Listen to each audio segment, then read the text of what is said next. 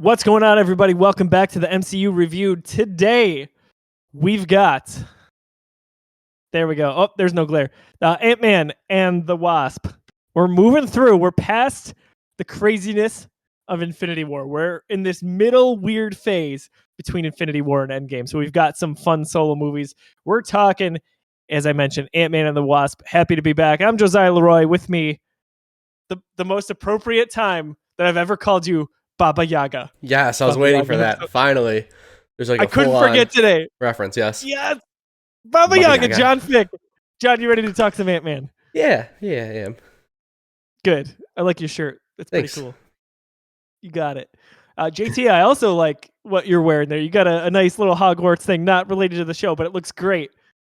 As always, the suave JT. JT, you excited to talk some Ant-Man? I am, John. I have a wand too, but it's hidden in boxes at the moment. So I am definitely excited. I'm excited to be back with the boys, talking about what we'd love to do. Right. What's up? I watched this movie, obviously, as we all have recently, and I gotta say, I was pleasantly surprised at how much I enjoyed it. So I can't wait to unbox some of my feelings on that. As always, the show here, the MCU Reviewed, is presented by Fantastic, a division of 26 Shirts. Go over to 26shirts.com. Check out all the merchandise they have available. They are co-run by our good friend Del Reed, friend of the show. We got to have Del on. It's been way too long. Can't wait to get him back on here, hopefully just in time for Endgame. Anyway, 26 Shirts and Fantastic. What do? They sell shirts that raise money to give to families in need, to individuals in need, to charities. To date, to my knowledge, they've raised over $1.1 million, if not 1.2.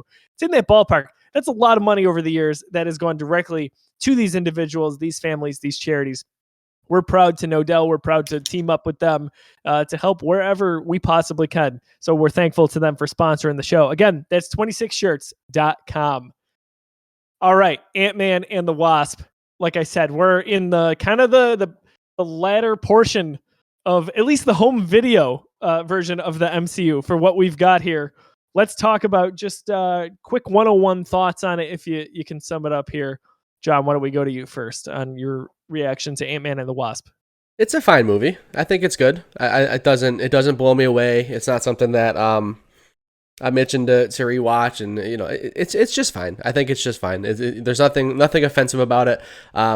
The main plot, the what they're going after, the whole curmudgeon of the story, it just doesn't really draw me in. So I'm not really enthralled with that. But I really do love all the characters.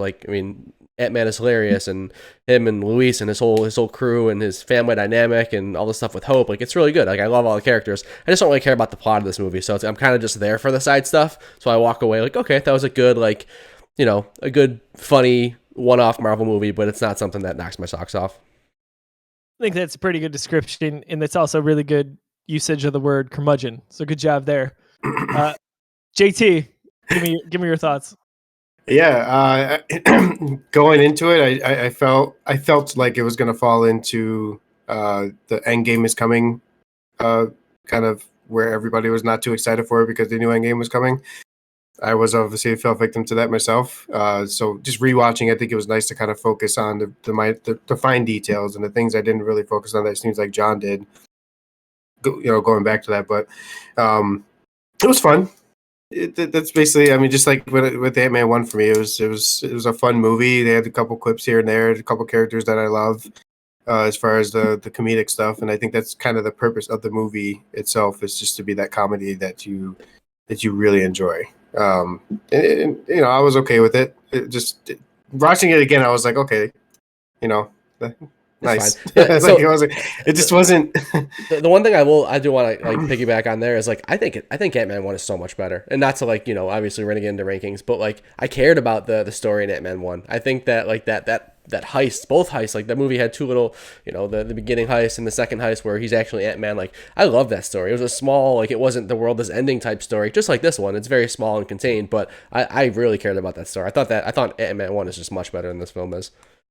I think the plot's better. I think I like the overall movie here better for different reasons. Ooh, interesting. That's not my hill to die on, so I'm like, okay, whatever.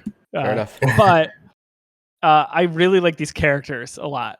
and that has me excited for Quantumania. That's the next one, right? 2023. So I'm excited to see that. I'm excited to get more Paul Rudd as Ant-Man. I think he's just it's such a well cast role. Love seeing him in these individual movies. I love seeing him in the team up movies, whether it's Civil War or Endgame, where we really got to see him shine. So I'm all about it. I think when I rewatch this, I think about expectations, and I don't feel like I remember ever what happens in this movie. So every time I go to watch it, I'm like, oh, maybe that is fun. And I think it's also one of the being one of the newer movies, we'll say it's one of the movies I've watched the least so far. So, John, we'll pick up on that because I know you and I had a discussion about that last week. I gave you a quick spoiler on my answer to that. Yeah. Yeah, you give me a tease basically, and we're like, I'll wait for the show. So, release date. It was June 25th. July 6th, 2018. The box office number is $622.7 million. So hot off the heels, really 2.5 months after the events of, or the release of Avengers Infinity War. Another reason I'll say I appreciate this movie is I needed a break after the emotional toll that Infinity War took on me. I needed that kind of wind down for a bit. But I've got some thoughts into how those pieces fit. But $622 million, pretty good, right? Nothing to write home about when we're talking about some of the billion-dollar big boys, but for a movie of this caliber and in this scale, pretty good, no doubt. Yeah, any movie would be happy to take that home. That's a lot of money. Also, John, I want to mention real quick. I got a message already. We've got someone who likes busy sticks. Awesome. Someone said, great job on the first episode. So that was really nice. Very cool. Real quick aside here. We launched our brand new gaming show called Busy Sticks. We've been talking about it forever. Go check that out at youtube.com/the Geekiverse or wherever you listen to podcasts. What do we got next here? Man, it's been a while since we did this. I'm just all over the place. Right. Do you remember your first viewing of the show? So you go and see it in the theater, if you saw it in the theater. Let's go to JT first. So this is easy for me because this started the trend. I think a couple other movies too, but this, like, for me, of always having a Marvel movie to watch right before my birthday. So my birthday's July 8th, and there always was, like, I think Black Panther came out around July 8th as well, and so on and so forth. So this is just another, like, hey, it's my birthday, we're going to watch a Marvel movie, and it ended up working out that we went to watch. So I remember going in I didn't follow this, but I remember telling myself, enjoy the movie, don't just think about Endgame. Enjoy the movie, don't just think about Endgame. And I repeated it, and then I just thought about Endgame the entire time. Literally, it's horrible to say this, but the entire movie, although good and although I enjoyed it, I knew the post-credit scene was going to show something, and that's what I waited for. And this is the only movie I've ever done that for, like a Marvel watch, like in theaters. That was just only focused on the post-credit. And I think it's back to what John and I said. It's for us, it's like no plot. Like there wasn't really anything for me to cling on to besides the funny characters and the quips and the jokes and things like that. So, so maybe a little bit of that, a little bit of just the excitement of Endgame coming soon enough. But yeah, that for me it was an experience. You know, I went with the normal Marvel crew and I enjoyed it and just enjoyed being at the movie theater and watching Marvel. So this is a tough one it's a tall task, no pun intended, to put that in between those movies, right? And there was a lot of hype with Captain Marvel, even though that was not till March of the following year. So still tough to put that there, regardless, even though it's an MCU movie. John, let's hear it. Let's hear the story. I've been dying to hear it since we talked about it at the bar. Yeah, there's not much of a story. I just wasn't too excited about this movie. And it's all to do with just coming off of Infinity War, knowing that Captain Marvel was next and how she'd be such a big part of Endgame, and then just that hype for Endgame. It's just like, I just wasn't really jonesing to see the next Ant-Man movie. And I knew I'd get around to it. I just didn't see it in theaters. The first time I saw this was on Netflix, back when Disney Plus didn't exist and Netflix was getting those Marvel deals. So I saw this movie for the first time on Netflix, which was probably, obviously, months after it debuted in theaters. Just short of blowing my mind. Like, it is crazy to me that you did not see this in theaters. Yeah. Because like you are a fan at this point. It's not like you just Right. discovered the Avengers, right? Like I feel like that's a common thread. Like you were big into it, so and it's fine. It's funny to me that you didn't see it because it was only a few months after. Part of it was I had the post credit scene spoiled for me, so I knew it. So I knew that was going to happen. So I knew that was like the one Touchstone 2 Endgame, and I also had I've heard conversations that there's really nothing else that ties it into the bigger story that we're going to right here, right? Like this takes place pre Infinity War, so like nothing matters really. Like it's just it's a character story. I want to ask real quick, prior to hearing that news, did you think this was gonna? What did you guys think this would like be a part of Infinity War? I had heard clearly false. Well, actually, not clearly false. That during Ant-Man and the Wasp, the events of Infinity War are happening. Right. It was not specific as to when. It's obviously towards the end of the movie that all of that's happening, right? As Ant-Man's fighting his battle and whatnot, and they're trying to do what they're doing. Infinity War is happening. Just didn't happen so quick. This JT, I haven't showed you this. My little Thanos ornament that I got. I love it. Thank you. Did you guys think that this was going to tie in a little bit more? It sounds like we did. I can't remember what I thought. I just know that once I knew that it didn't tie in, and once I had that post credit scene spoiled for me, I just really didn't. I just wasn't. It wasn't a priority to go out and see the next Ant-Man adventure. I don't remember where my head was at before that though. JT, did you think this was going to?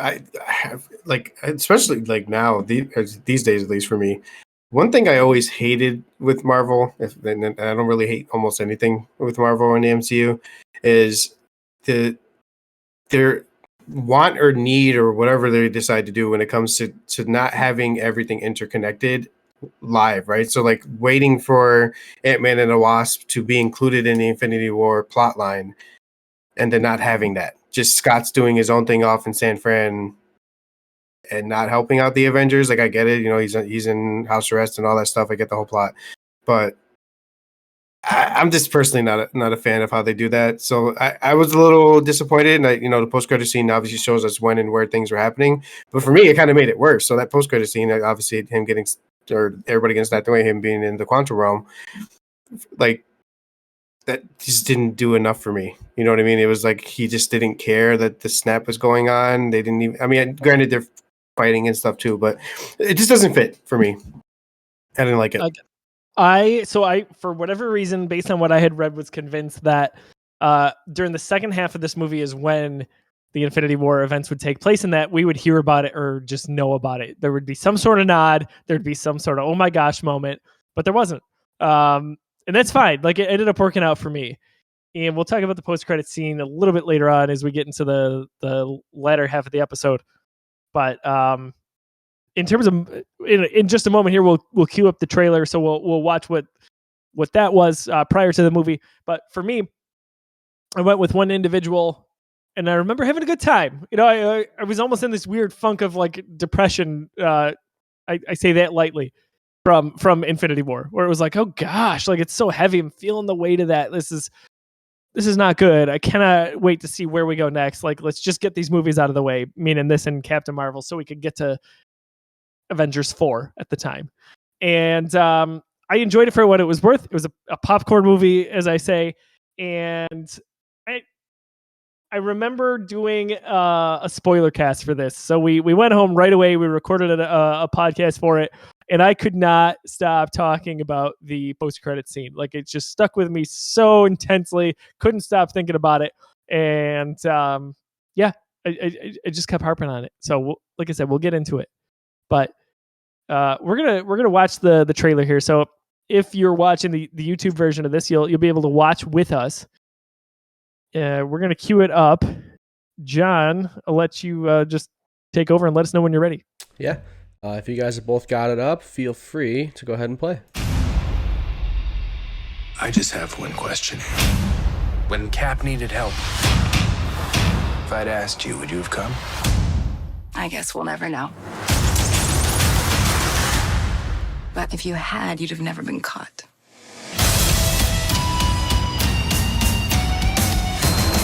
I do some dumb things, and And the people I love the most, they pay the price. Thanks to you, we had to run. We're still running. Let's go.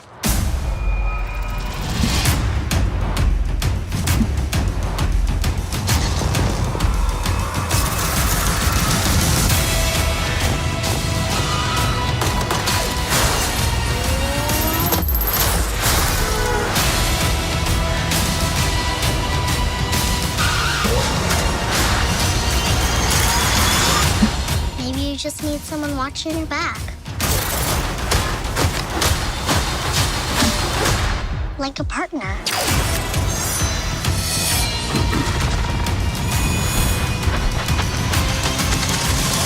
Hold on. You gave her wings and blasters. So I take it you didn't have that tech available for me? No, I did.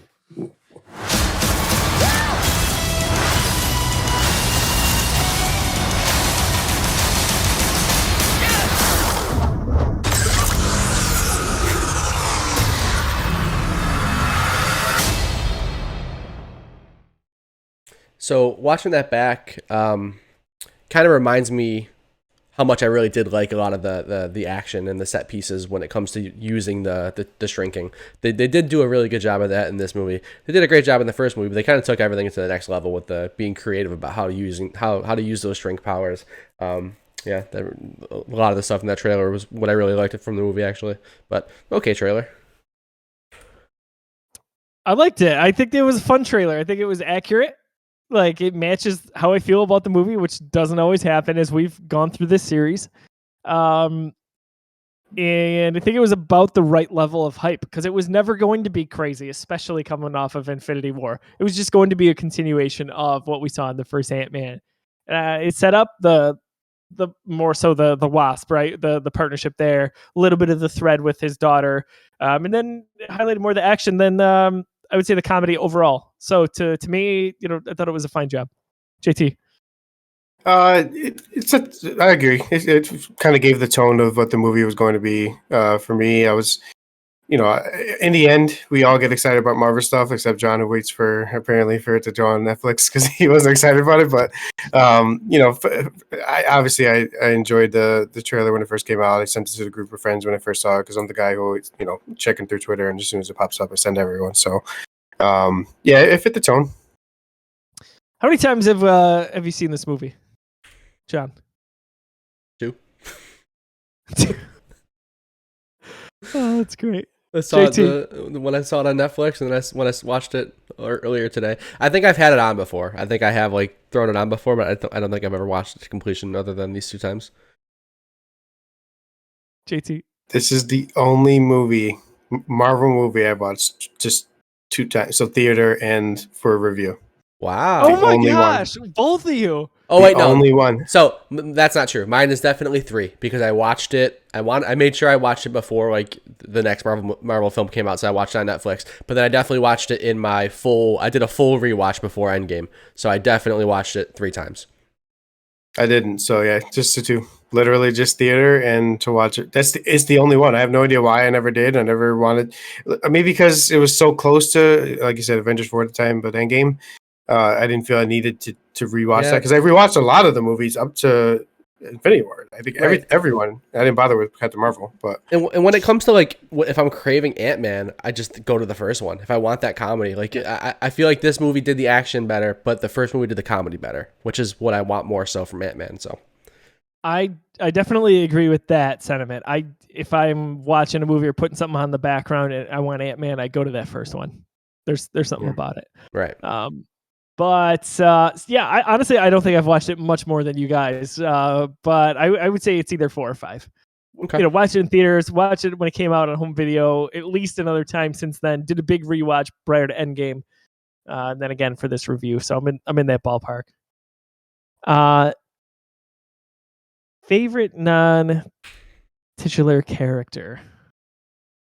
That's another thing I'll throw at this is that there's really not a lot of characters that get love in this movie. It's a super small cast of characters, and it really is just that core story.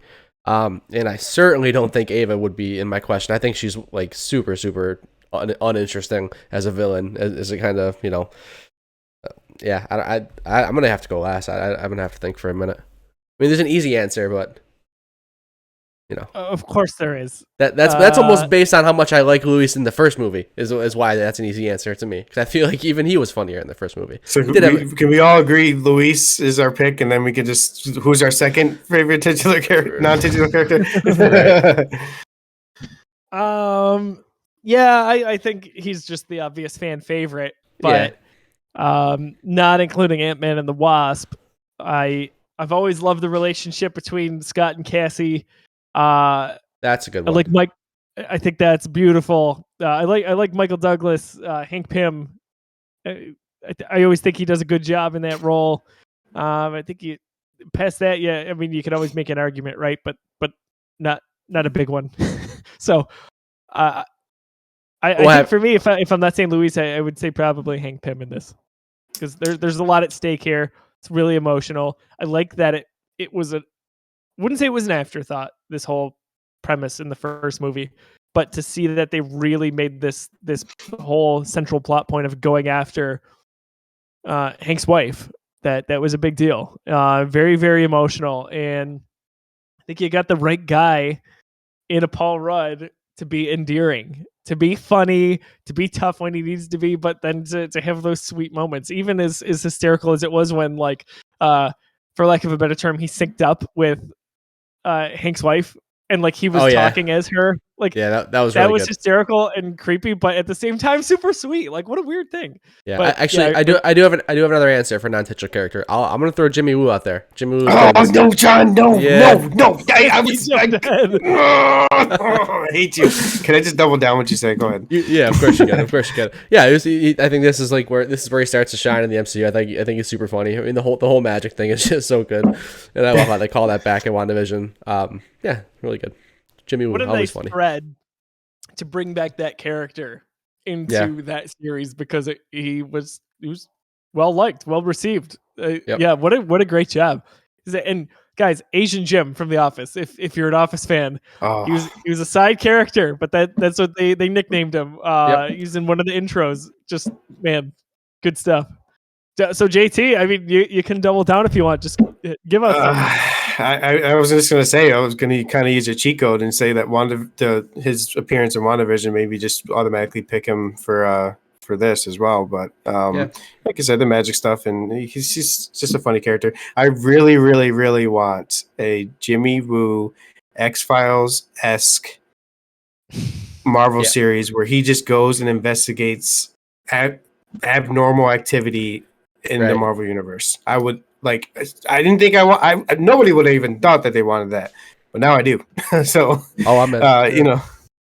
We'll see if we get there. But Jimmy Woo for sure. I'll double down with that. Everything is possible at Disney Plus. Yeah, true. Maybe he pops back up in the Agatha show. You never know.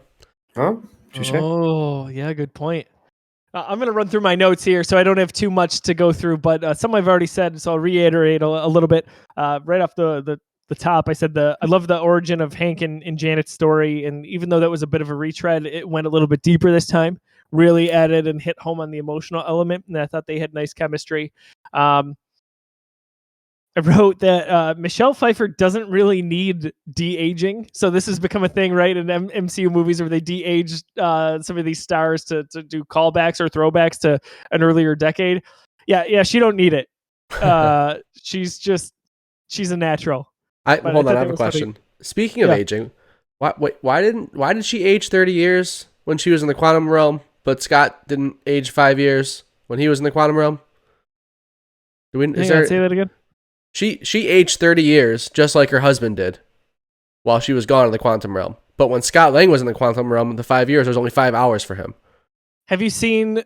Oh, yeah. Is there an answer to this? I was just going to make a funny quip to Paul Rudd being named like the most beautiful man alive by People magazine. That's a thing right now. And I don't know. They're saying that it's a thing because like he gets younger over time. Sure. And I was going to make a joke there, but he... I don't know. All I know is they constantly say that time works differently in the quantum realm. So what does Yeah. that mean? Is it I too mean, open? Is it too convenient, like the multiverse thing? She just happened to be in a pocket where she doesn't, age slow. It doesn't make any sense. I don't know. So that's one thing I hope is explored in Quantumania. Is the quant? Obviously, that's the goal, right? It's the quantum realm as a whole. But she went through some stuff there, apparently, and even going back to What If. If you go off of some multiversal stuff, you don't know if you guys watched the zombie episode for What If. I don't know. I get back to the Marvel doesn't like to explain some things sometimes, but I think there's a purpose as to why they don't. So I think that just might be the explanation. I'm going to say it so they don't get caught in saying something that they want to reverse down the line, because the whole, I mean, you see it coming a mile away. Everything they've done this year, right, is basically the multiverse. It's so convenient. Like from a business standpoint, even they could write in past series and say, oh, the X-Men are a part of this from Fox, or they can be like, yeah, we just want to do this because we feel like it. Or you can do kind of like a soft mini reboot if you want within a reboot. Like there's so many things that they can do from a business standpoint just by saying, yeah, it's the multiverse. And like I feel like sometimes it's a cop out. But yeah, it's the direction they're going. That's my. Oh, go ahead, Jen. I was just saying, in this situation, it seems like it's even more black and white. Like, there's tons of articles on it. It wasn't apparently the first person to ask this question. And Feige responded just saying that some liberties were taken for the sake of creativity when it comes to the end game plot, because they needed to figure something out. So I appreciate that. Yeah, I like that honesty. JC, you were going to say something? No, that's what I was going to say. Actually, you're good. Moving on in notes here. I thought this was interesting. I don't know if this is on Disney Plus or not, but there's at least for the Blu-ray, there's a quick director's thing right before it where they talk for a minute or two about their thoughts on the movie as an introduction. So Peyton Reed is the director. He talked about how Ant-Man, in his eyes, is really about the father-daughter dynamic, and I thought that was beautiful because you do see that throughout. And I always love hearing a director or writer's true thoughts on what the IP is about, because I may think it's about something totally different and John may think it's about something totally different, even though we see the same thread. I like that. Like George Lucas thinks Star Wars is about the tragedy of Darth Vader, and you could be like, what? No, it's not. But then you could be like, oh yeah, absolutely it is. And there's so many reasons why, and it's not to say one's right or wrong, but I like that kind of debate when it comes to storytelling. Also, I love this because I call my daughter Peanut, and now I know exactly why I do. It's because of these movies. That's funny. So, it's funny. I wrote this note. I don't know how I feel about it. I said it's not a sequel just for sequel's sake. Like it's not there just because it's going to make money. I think it does enough to say that it's not. I think like it's we all talked about, not liking the plot as much as the first one. And this one, maybe we like some of either the action or the comedy elements, maybe not both. I didn't feel like it was ever just shoehorned there just because it was going to make money. That's just me. Felt like this was strong enough where you could be like, I don't care about the Avengers, which is crazy. But like I enjoyed Ant-Man. So now I've got Ant-Man, the first movie, and now I've got this one, Ant-Man and the Wasp. Just a thought. I don't think I agree. So I don't think it was a money grab, but in the end, although we enjoyed some things within the movie, I feel like it definitely was just to prop up the Avengers 4 Endgame. Like it was like it certainly does that. Obviously, we know for a fact that was the purpose of the movie. When you look back at it now, after watching Endgame. Oh yeah. But, I don't know. Some people don't mind it. Some people do. It just depends on taste. And if you don't mind just having a semi-enjoyable movie to laugh at a couple times and call it a day. So think how relevant, a lot of the things I guess they talk about here are, you've got even the suits, like the suit at the end of the movie that Ant-Man goes into before he gets lost in there during the snap, or I guess a little bit of the science, which is loose, but it's there. Right. Like the seeds are there, so they could a little bit prelude into in Endgame. Right. I wrote here, as we talked about, Wu is such a good character. Love so much that they brought him into WandaVision. Really big fan there. Speaking of characters, Paul Rudd, man, I really, really like him in this movie. I think he's really a nice casting for this role. I talked about it on our original Ant-Man MCU Reviewed episode that I was skeptical going in. It's like, okay, this is a really big name we're bringing into the MCU. Not that we didn't have big names before, but this guy is like, he's a rom-com guy. He's all over the place. I think it works out really well, and he plays nice in the role as Ant-Man. I think he really relates nicely to the other characters in it, but he really also plays nice in the sandbox with the Avengers. So I'm a really big fan of that casting. Love Paul Rudd. This brought, I would say, him to new heights of respect for me as a fan. Agreed. I love that Luis thinks Anton is Scott when he gets to his apartment. Oh my god, yeah. Scotty? Very good. So good. Hank says, we think you may have entangled with her. And Scott says, I would never do that. I respect you way too much. It's so good. XCon, what a perfect name. I love that so much for their side business, their business. Right. That's really So good. I gotta get an XCon t-shirt. I feel like that should be something from Fantastic Next. I'm sure it See that exists. we got the Scott Lang's pro skater there. Right. Scott is an 8-year-old is hilarious, even though he's not an 8-year-old. I do love that scene. I love that scene a lot. In the school. Well, Michael Douglas just turned around. Do you want a juice box and some string cheese? Oh my god! Wait, do you really have those things? I was laughing out loud during that whole sequence. Yeah. So what do we think about the villain? I know we alluded to it a little bit. John outright said it, but to Ghost, like, what do we think? It's just so paper thin to me. I just like they really don't give me any reason to care. I mean, yeah, sure. There's the backstory. They give you how it happened to her and the tie to Hank Pym and how why we should care about it. I think it's just so. It had to be there. There had to be a reason. There had to be somebody to take the suitcase, to take the building out of their hands, to give them the reason to chase it, and this was that.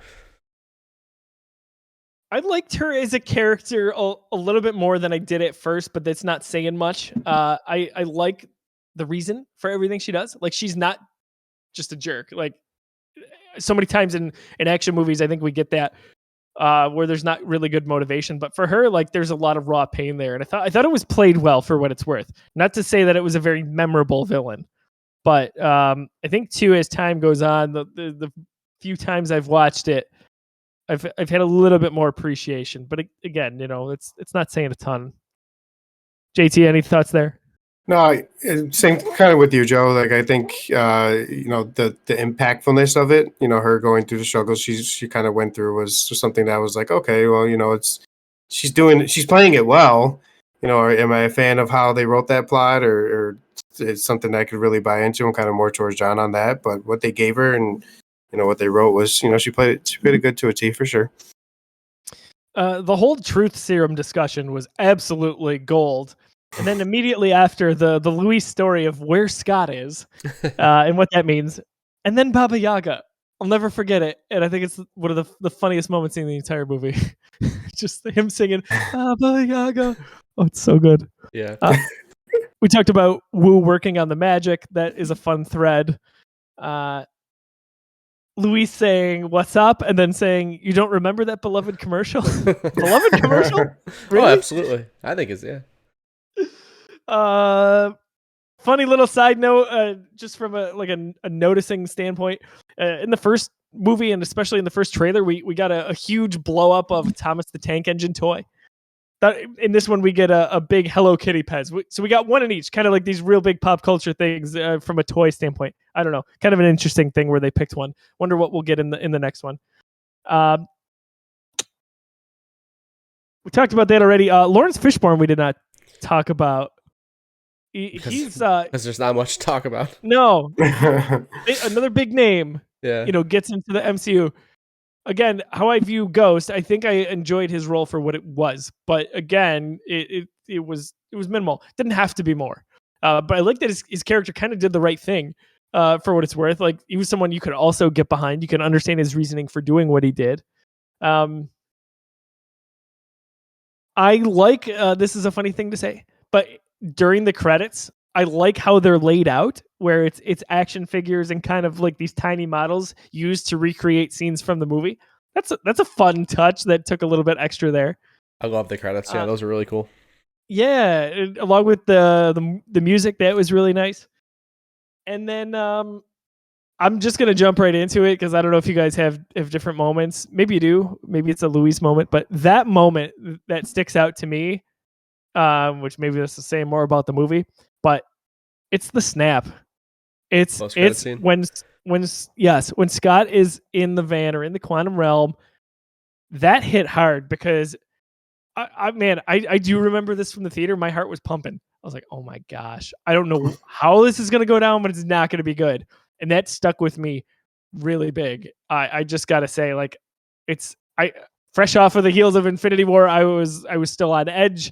I was stressed about the events of that movie. So that's my moment for the movie. It happens after the movie.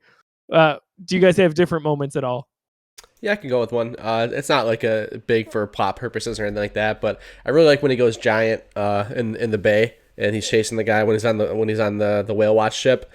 That's just my favorite moment of the movie. That just hits so well for me comedically. Where he's it's really well done too. And I think it looks a lot better than the way it looked in Civil War. But just him plucking the briefcase house and them thinking he's a whale, like, I don't know, that whole scene just works for me. I like it. Yeah, so my favorite scene was definitely the conversation between Scott and Fishborn's character. I can't remember his name, but where they were, because he was Giant Man in the past. They were saying, like, how big did you grow? And Scott's like, oh, I went to X amount of feet. And he's like, oh, no way. Like, it was just so random to me, but I was like, oh, okay, that's cool. He's like the former Giant Man that worked with the previous Ant-Man. So I do love really Paul cool. Rudd. I love Paul Rudd's mannerism when he doesn't want to tell him. He's like, nah, I'm not doing it. That was super funny. I love it. I love it. And it kind of obviously it's kind of a prelude to what we see with him in the ocean and stuff. So it was really cool. It's a nice little quip. I liked it. I think I'm a little bit surprised we didn't land on Luis's story of where Scott is, because that was pretty good. It was good. I feel like we were waiting for that moment after having seen how funny it was in the first Ant-Man. I think that it was better in the first Ant-Man. I don't think it was as funny this time, but I really liked all of the other actors and how they talked like Luis or how they lip synced. They nailed it. Yeah, it was really, really funny. That was definitely worth mentioning because they all did a good job buying into that. Baba Yaga stuff I'll never forget. Yep. I also put here the ant playing the drums is funny, but right before that, it really bothers me. I don't know what it is. Seeing all the effects of Infinity War in the house there, like the lost signal on the TV and seeing the wind blow, like that. I don't know what it is. Bothers me, and it's intense, and they did a good job of making it feel eerie. Yep. Last thing I wanted to mention, if you are, I don't know if it's on Disney Plus or not, but on the Blu-ray at least, if you have the home Blu-ray version of the movie, there's a whole set of Stanley outtakes that are really nice. It's Stanley's cameo, but he says a different line every time, and there's like 10 different lines. So obviously they just went with what they thought was the best one. But it's really funny because there's some really good comedy gold in there, and you can tell he's having a good time. So especially now that we don't have him anymore, if you ever get your hands on it, go take a look at it. I'm sure you can view it on YouTube as well.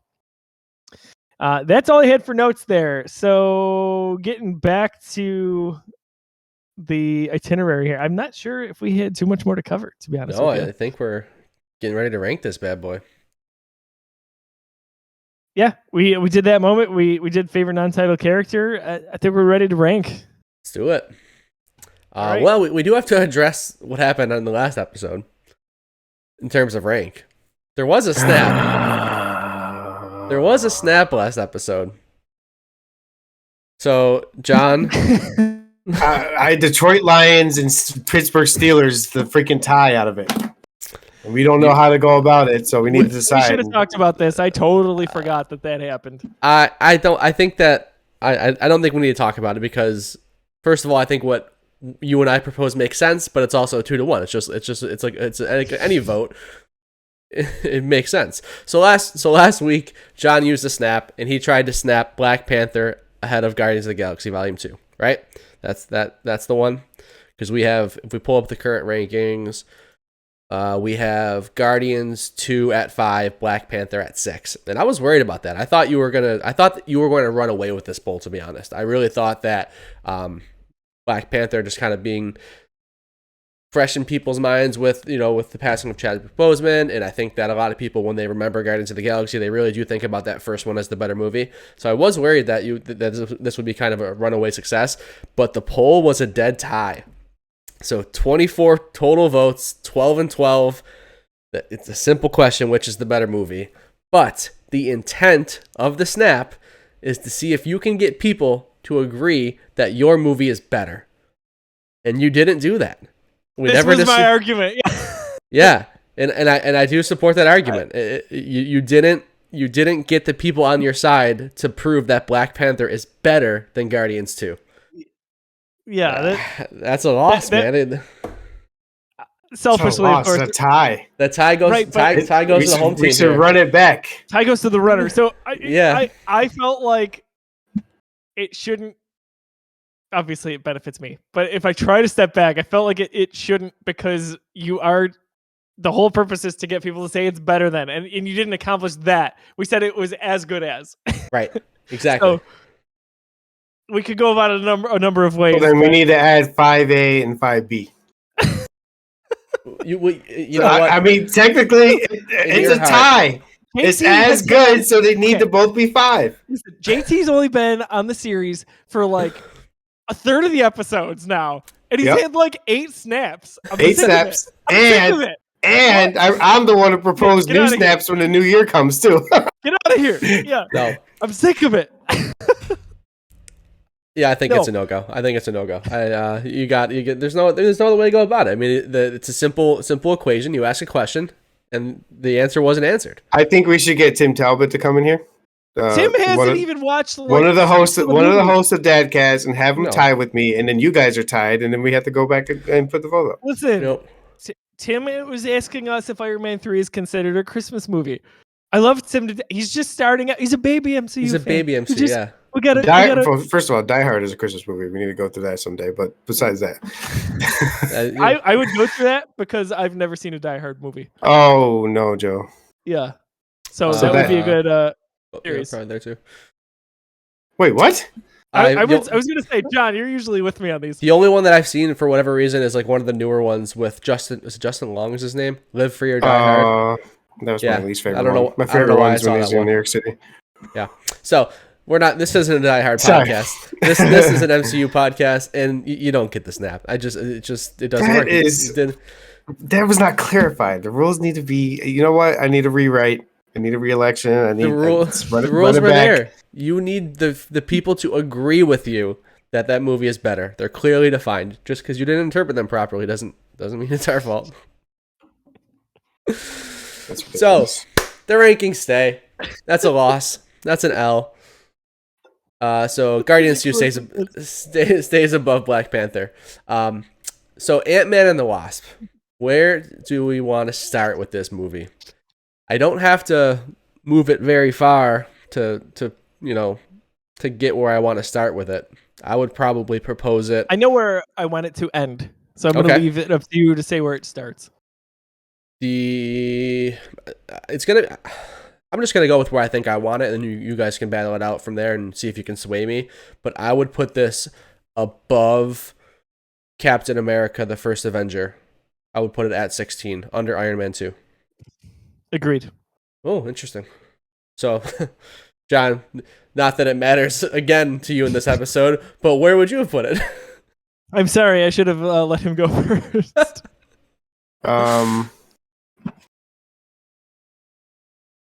I would put it right under First Avenger. Oh, okay. So I could get. So I'm right there. I'm right there with you guys. Like Let's think, put it there. Hold on. So I think First Avenger has a better plot than this movie, and that's what puts it over for me. Similar action. I agree. So I want to put it at 17. I agree. I do think was that 17? Am I looking at the right one? It would be 17 if we put it in there, right? Yep. Okay. I think I actually agree with you now. Now that I'm thinking about Captain America: The First Avenger, I mean the comedy in Ant-Man always saves it for me. I love Paul Rudd. I love the cast of characters, but Cap the First Avenger, I think, is a better movie, or at least throughout my criteria of ranking, a movie that I like more, or that I would want to rewatch right now, and that I'm does more for me. So I'm with you, John. Actually, I think 17 makes more sense. See, I would rewatch Ant-Man and the Wasp before I watch First Avenger. I go back to my last point. If I want to watch an Ant-Man movie, I'm not watching that one. I'm watching the first one. Right. So. I think those couple tidbits combined for the both of us puts it 17. I really wanted John to stick with his original opinion, and then that's why I was being a smartass, and I said, no, let's put it at 17, just so we could upvote it, because we knew that it would, but it's fine. Yeah. It's No, fine. I've been converted. So, okay. Ant-Man sitting pretty. Ant-Man and the Wasp sitting pretty at 17. I think it is a good ranking for it. I mean, 13 feels good for Ant-Man. Some people say we even have that a little low behind Iron Man 3, but those people, crazy. Don't like Christmas movies, apparently. Those people would be wrong. They're thieves of joy. I'm just looking at this list on this, like, it's gonna be. I mean, obviously we know movies are gonna crack the top 2, 3, 1, whatever. But Ant-Man and the Wasp has no chance. Like, I'm not putting it above Doc Strange. I'm not putting it above the original Ant-Man. I'm not above Iron Man 3 or 1. Yeah. And then the top 10 is just impenetrable unless you're an Avengers movie. Like, it's just not happening. I'm very interested to see where some of these newer movies that are coming out are gonna fall. It's gonna be fun. I agree with that too. Because like I've seen most of these movies, and I've had so long to reflect on most of the MCU that like I kind of have a good idea with where I think most of these stay. And a lot of these rewatches have changed my mind on a few of these things, like putting. Won't even get into it, but I've changed my mind a few times based on these rewatches. So I'm interested to see how much my current perception of my list will change, and where these new movies are going to fit, because the Phase 4 is pretty different. It's a different approach for sure. Yeah, I feel like I need to rewatch those as they hit Disney Plus and whatnot, Right. to see how I really feel about them in terms of this list.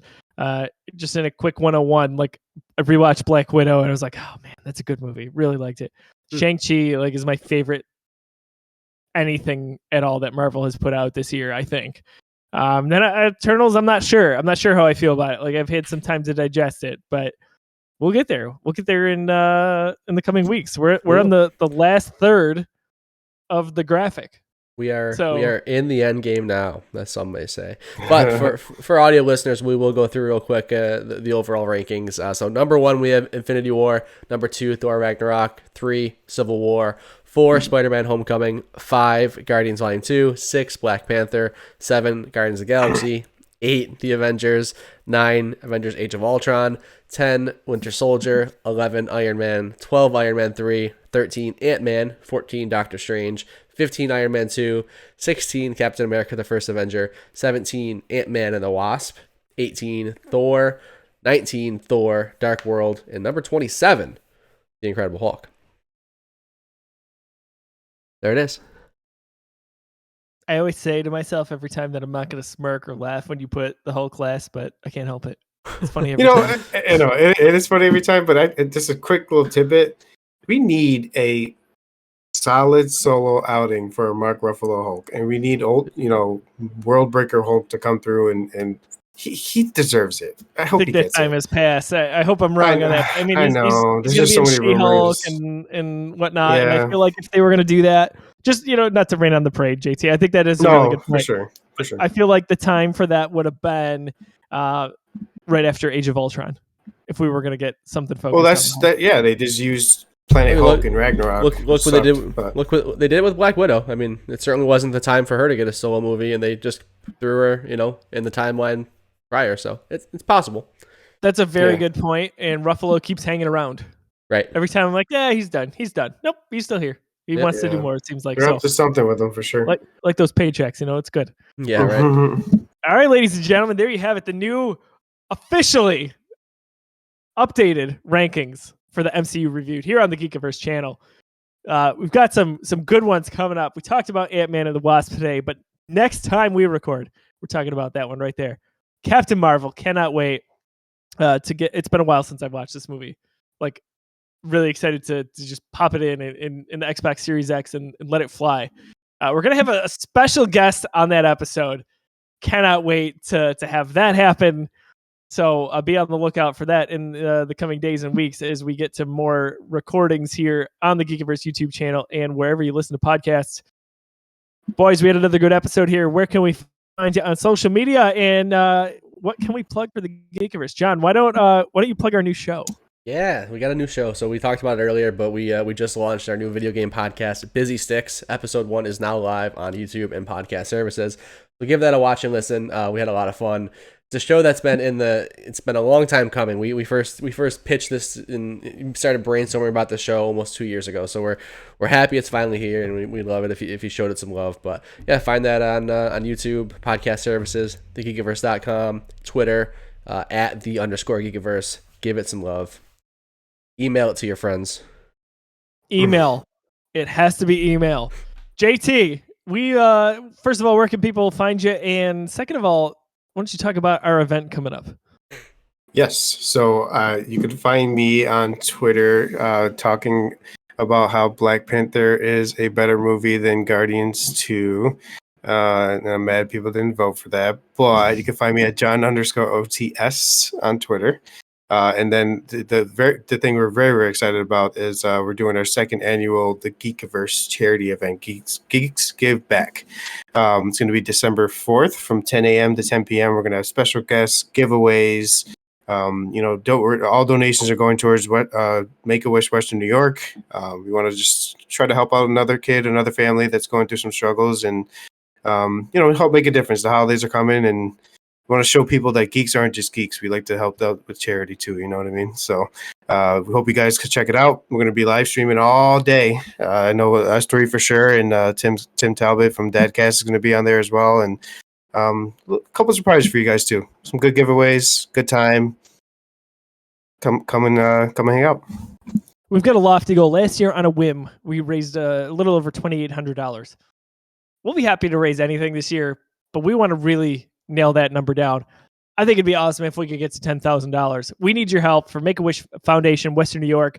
Our friends, the sponsor of the show, 26 Shirts /Fantastic. They do some good work. They've raised a lot of money over the years. They're going to help us out with this stream. We're going to have some special guests, some nice sponsors. Again, go check out Del Reed and the crew over at 26 Shirts at 26shirts.com. I'm at Josiah D. Leroy on Twitter. You can find me there from time to time talking about how much I love Guardians and how much I think it's better than Black Panther. Email me your thoughts on that. I couldn't even say it with a straight face. Check out Busy Sticks. That would mean the world to me. Cannot wait to talk more video games. As always, for John and JT, I'm Josiah. We'll see you for our Captain Marvel episode. Take care.